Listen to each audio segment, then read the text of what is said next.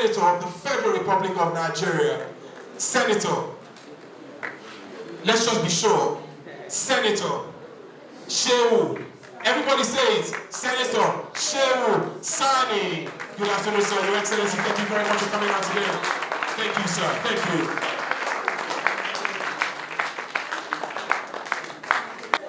The CEO of Yucateco, my brother, invited dignitaries like my brother Mr. Yucateco, Michelle Obi, Thompson, Dr. Buki, my sister, distinguished invited guests, ladies, gentlemen. First off, the MC has said so many things about me, but I was looking at his face.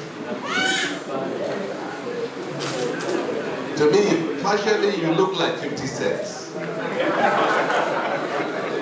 Please, look at his face very well. If you know 50 cents,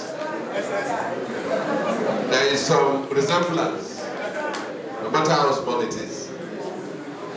Having said that, first of all, it is a honor and a privilege to be invited here to Lagos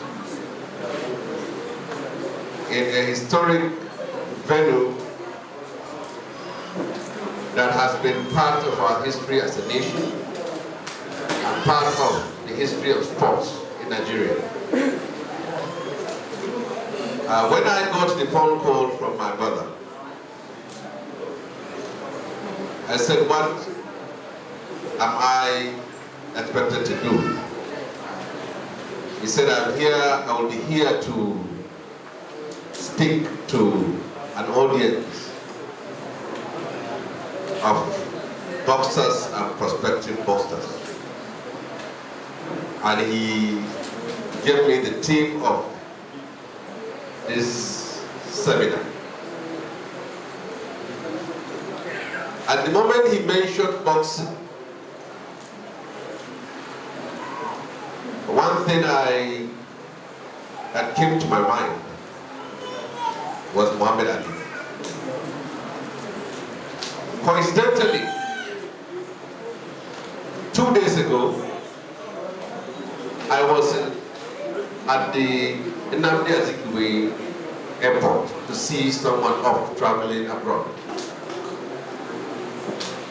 When someone walked up to me and greeted me, a lady, and I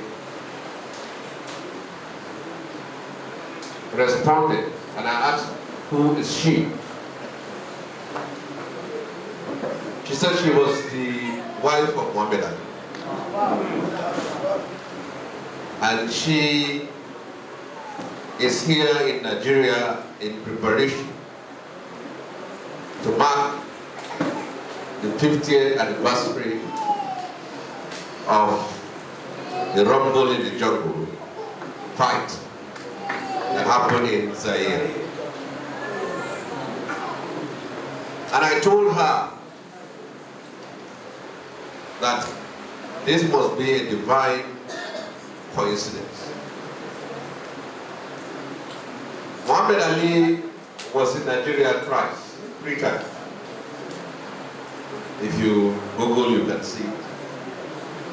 He was in Lagos, he was in Ibadan, and he was in Kaduna. These were the 3 cities he visited when he came to Nigeria. He was here in the 60s and he was also back in the 70s. He was not just a boxer, but he was a renowned activist who became an unofficial ambassador of Nigeria. Wherever he goes, all over the world, he speaks well of us. We spoke well of us as a people. For those of you who were not there in the 60s and 70s, we started well. Nigeria was a nation, a new nation that the world looked up to. If you use your handset and Google Nigeria of the 50s and 60s, you will see how Lagosians were well dressed. You will see how traffic order was arranged. And if you go to YouTube and see, you see the way they even speak, the Nigerians of the 50s and 60s. And we were so blessed as a nation. The moment independence was granted to us, oil was discovered. Because if that oil was discovered before the British left, they couldn't have left. So you can see how well we started. Some of you through TikTok or Instagram, some of these old recordings, when you see the University of Lagos, when you see nightclubs, and see how those Nigerians who have died, how they were well dressed, how they speak. There was nothing like pidgin English at that time. You see their hair. You see the women, the kind of shoes they wear. When they go to club, there was nothing like violence, there was nothing like killings, no banditry, no cults, no. That was the country Muhammad Ali visited. Back to boxing. Mr. Obi there had made reference to Nelson Mandela. But apart from that, I think Fidel Castro was also someone who has so much passion in boxing. And Cuba became one of the best boxing countries of the world. For those of you who are too young to know, when I stepped into this stadium, the last time I was in this stadium was sometimes in 1983, which is about 41 years ago. Just to come and see where we had a historic match between the Super Eagles and Nigeria, the AFCON Cup of 1980, where Shehu was leading the Green Eagles at that time. And I was mentioning the names of all the players, and our CEO here was shocked. That was how we started. Nigeria started well. There was a Time magazine in the 60s that carried the portrait of Nigeria's Prime Minister Tafawa Balewa and said this is a country to watch in the next 4 to 5 decades.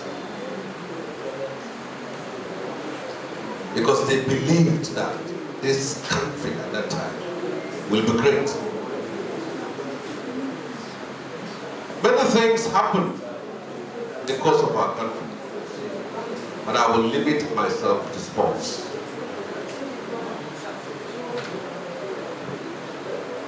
In our days as young people,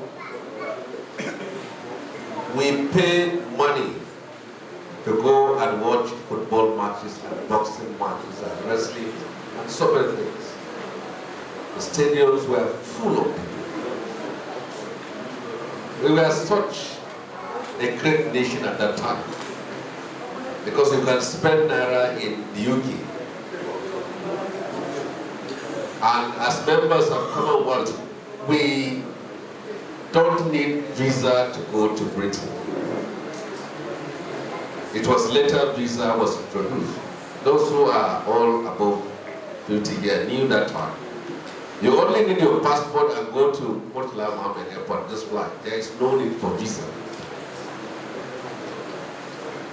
But I'm sure if it has happened during your generation, you will never see anybody. And at that time, we were not interested. Nobody is interested in going anywhere. Britain has it has an embassy in Lagos and a consulate in Kaduna for people from the north. Nobody goes there looking for nothing. Nobody. No, even up to today, out of every 10 Nigerians that are in Europe or United States, 8 of them are from the southern part of Nigeria. I'm sure if the US and UK has a visa office in Kaduna, they will have no job to do, up to today. And this may be for different reasons, but I'm just telling you of what it used to be about.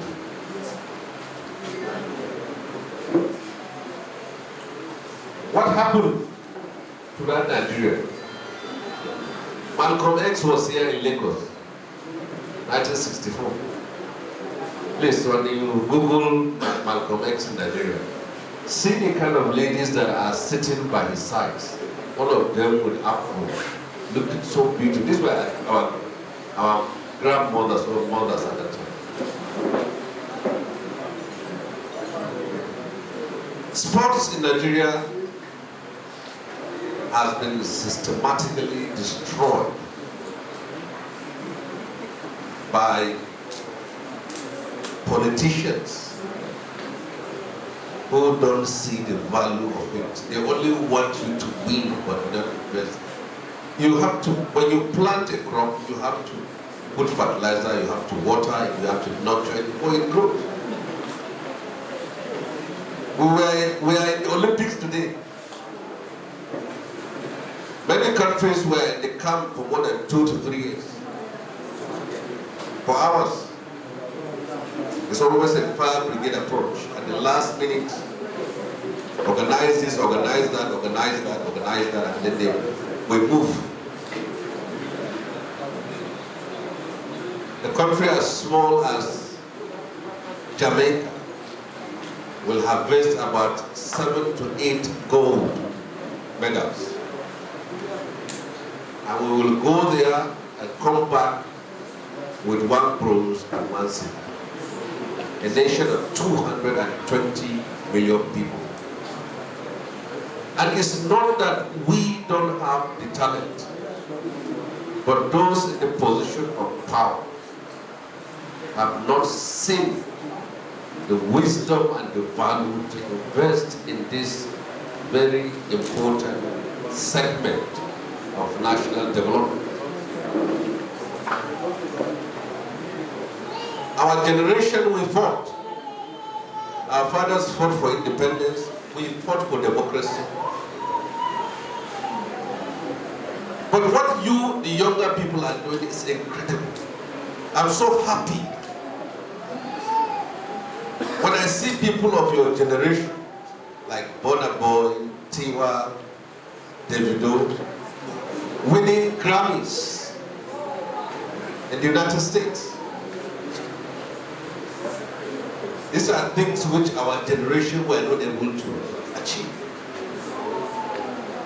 A whole concert arena being bought over.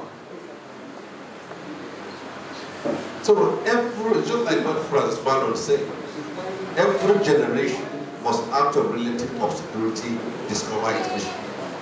It's either fulfill it or betray it. We can't underscore the role which you people also play. Because we are of different generations. And your children will be of different generations too. The children of today are not interested in bicycles, they are not interested in toys, they are interested in phones and laptops. They are not even interested in cartoons, they want games.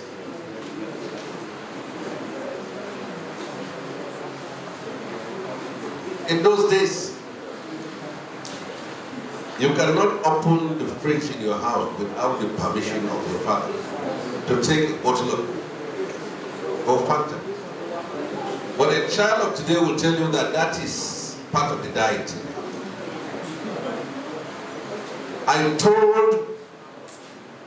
As a Muslim, I told my daughter to fast so that she should fast as a Muslim. She came to me and said she Googled and found out that Islam says she has to reach a certain age before she fasts. How do you imagine me telling my father that kind of thing? So we have a generation of rebellious, inquisitive, and confrontational younger people who question. You see, as young people, as children,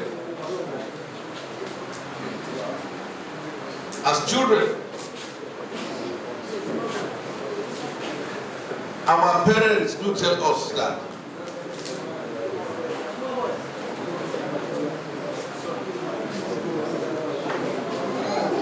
as children, our parents do tell us that when I was in school, I believe Mr. Ricardo, our parents will always tell us that when I was in school, I always take the first and second position. If you tell your children now, they will ask you which of the school it is. They want to go through and verify whether what you are saying is true or not. As sportsmen and women, to be a champion, you have to believe in yourself. And also believe in what you want to champion.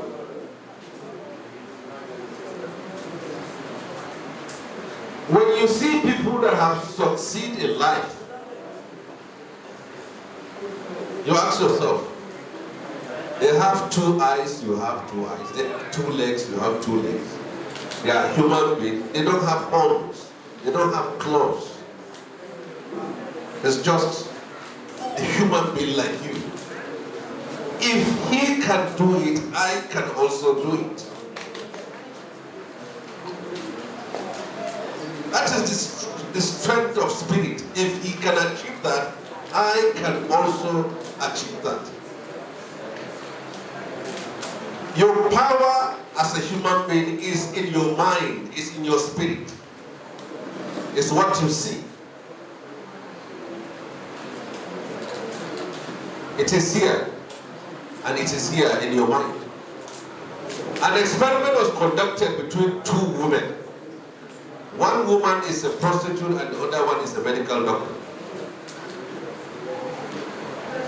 They told the medical doctor to dress like a prostitute, and then they told the prostitute to dress like a medical doctor.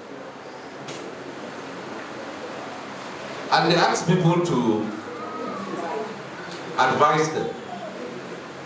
The medical doctor dressed in the form of prostitute. People develop, yeah, she looks like a prostitute. Look at her eyes, look at her nose, look at her hair. They never knew that the person they are calling the prostitute is the medical doctor.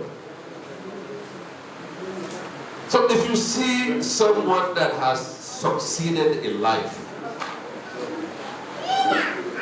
you should be empowered and energized inside of you that I can also make it just like the way you do.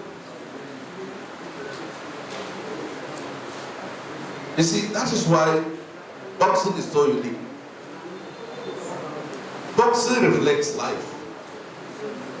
You hit, you are hit back. You hit, sometimes you are pushed to the wall, and then the person hitting you will come there and start hitting you.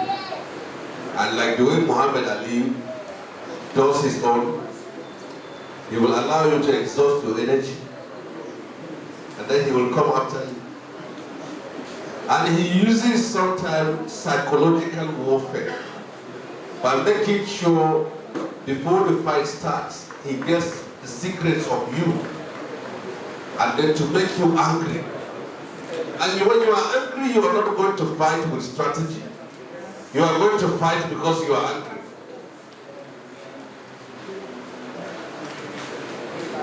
If there's a food here for you to eat, and you're hungry,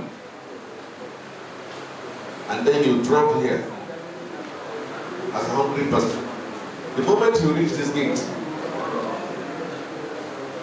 there will be a story that you can be told to which you cannot eat this food because it has affected you psychologically. The person who is giving you food, this is a delicious food.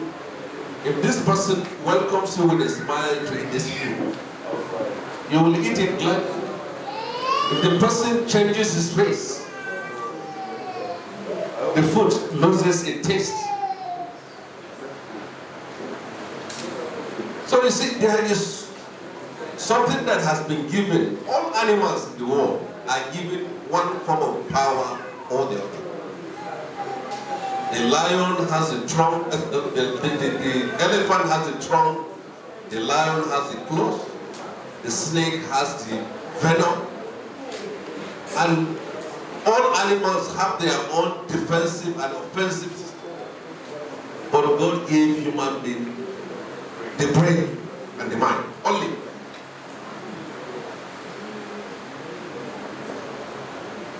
And God has a way of making sure that He gives every person a certain wisdom which the others don't have. You know, of birds, there are over 30 or 40,000 species of birds. There's a bird called albatross. That bird can be flying for 6 years in the air without coming down. Albatross. But you see, that is his own wisdom. But there is a bird called, is it peregrine falcon? It's the fastest bird. It has a speed more than any other animal in the world, but it is simply fast. And there's a species of bird that can stand like this in one place for 3 days without moving. One place like this. So you see, albatross doesn't have what a falcon has. Falcon doesn't have what a hawk has. What a viper, what a rattler has. All these birds have their own. Likewise with a human being. Any human being.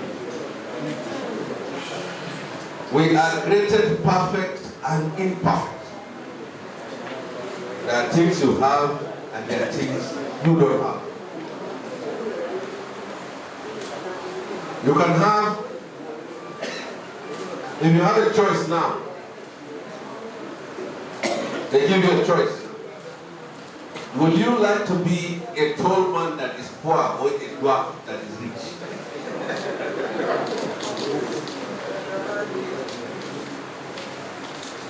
I'm sure before you make that decision, you look at the two sides. Do you prefer to be as tall as this, or to a poor man, or a dwarf man that is rich? When you look at the two sides, you know they have implications.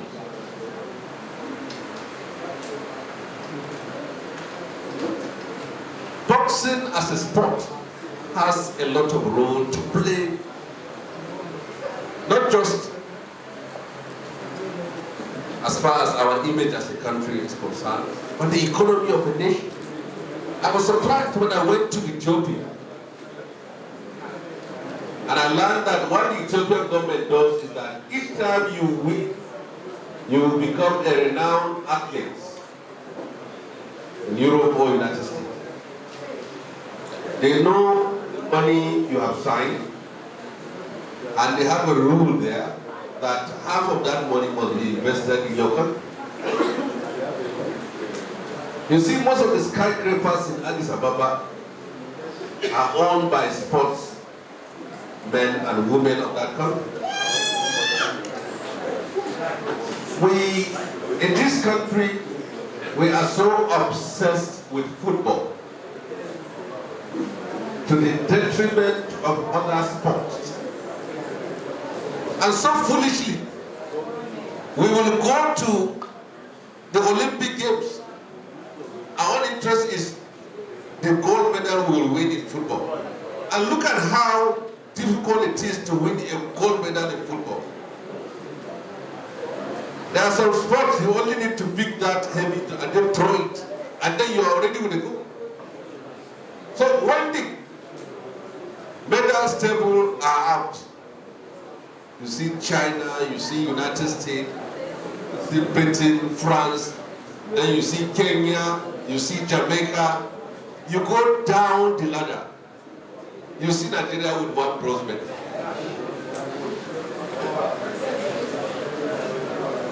Look, when we are going to Olympics, is Osimhen going to play? Is he going to be there? What is the performance? We are going to face Brazil. We are going to. They don't even care about the Falcons, Nigeria's small football team, which is one of the best in the world.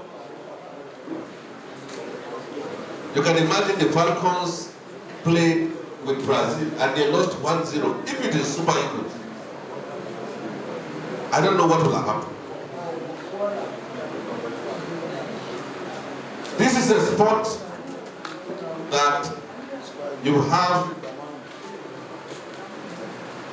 a prospect of making name and fortune for yourself and for your country. For those of us who are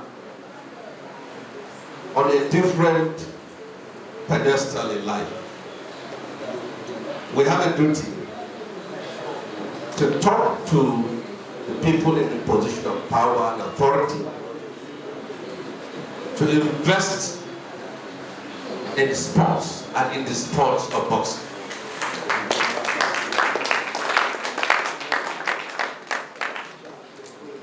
I can assure you, number one is, once you have made a decision in your life that this is what I want to do, the second step is to say you want to excel. Excel. And the third step is to work towards achieving that excellence. Always study the history. When you pick your own phone, it's so easy for you. Check the history of boxers who have excelled in the world. Check their life history, their struggle, the issues, and then that you will learn, there are things you will learn to avoid in life. From other people's mistakes in life, you can correct your own life. When you do that, you're okay. My friend here who has invested so much time and energy to run Yucateco, he is just not doing it for monetary sake, but he has the passion, he has the interest, and he has the patriotism. Because if government is doing these things here, he couldn't have been doing it. So government is only interested in the result. That's why many people do come to us and say, please, I've gotten admission in Atlanta, in Houston, in France. I want to go and study, or I want to go and work, or there is a company that want to sign me for this. We will not help him. Our people in the political class will say, no, no, no, it's not coming. But the moment that young man becomes a star, they will be the first people to congratulate him and say he's one of our own. This is what we do.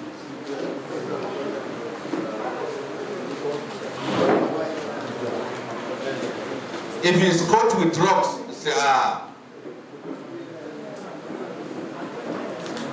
he's from the southeast. If he wins, he's one of our, it is the real Nigeria.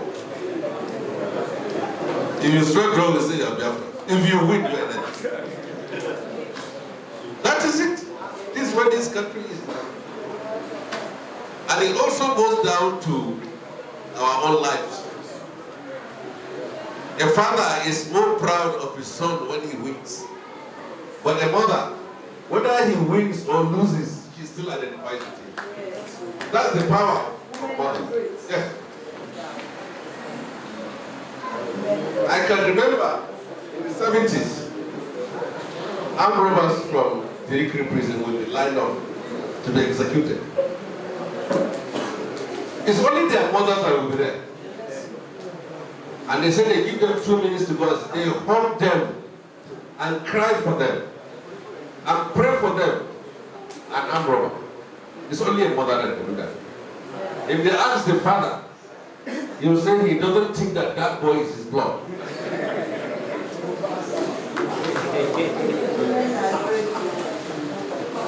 So we do the same thing with sports. Do not be deterred. You see, the most precious things are difficult to find. That's why you find difficulty in finding gold, diamond, and silver. And you can see stones everywhere. So, to succeed in life, it's a combination of your own determination and faith. And still believing in yourself that I can achieve this if the other person achieve that. I can also do it. And we're there. Someone is a president today. He's a president today. Not because the person who was there wanted him to be president. You know it very well. The person also who was the president before him became president not because the person he was succeeding wanted him to be president. But sometimes, if you are bound to be there, fate will always push you and give you the means. You'll be going there, you'll be disappointed, but this is where you're supposed to go, and then you will find yourself. That's how life works. Life is 3 stages.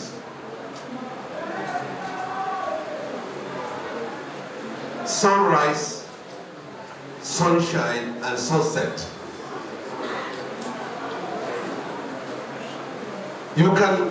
Your peak in sports is when you are young. There will be a time you cannot do it. So if you don't achieve what you want to achieve within this span of a time, sports is not like Ludo. It's not like Ludo, where the man of 80 years and the one of 80 years can still play. You have your span.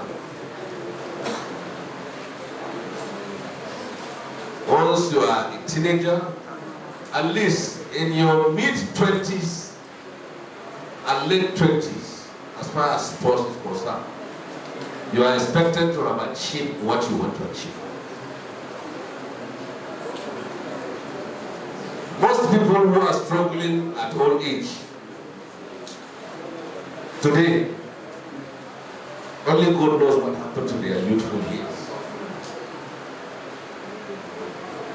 You should always have the belief that you can succeed, you can achieve, and you can accomplish, and you will accomplish.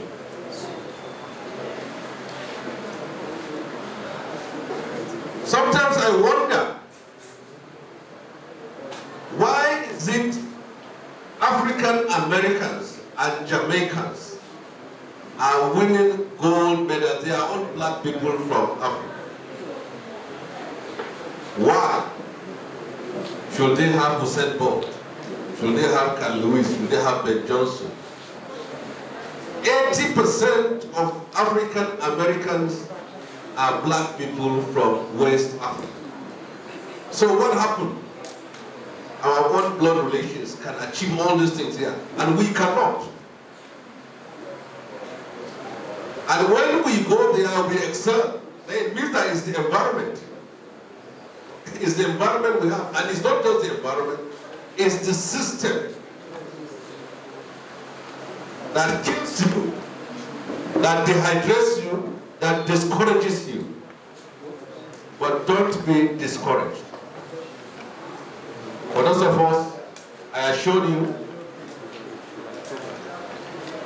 Yucateco, I can assure you that if you are big today, we will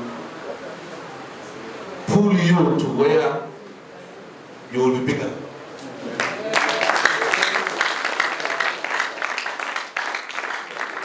Because for people like us, if they don't listen to us because of the need to reason, at least they will listen to us out of fear of what we will see. For those of you who have decided to make a career out of boxing, I wish you well, and I'm telling you that you have made the right decision in your life. And I believe that from the places I've seen people who will bring glory, grace, and honor to the Federal Republic of Nigeria.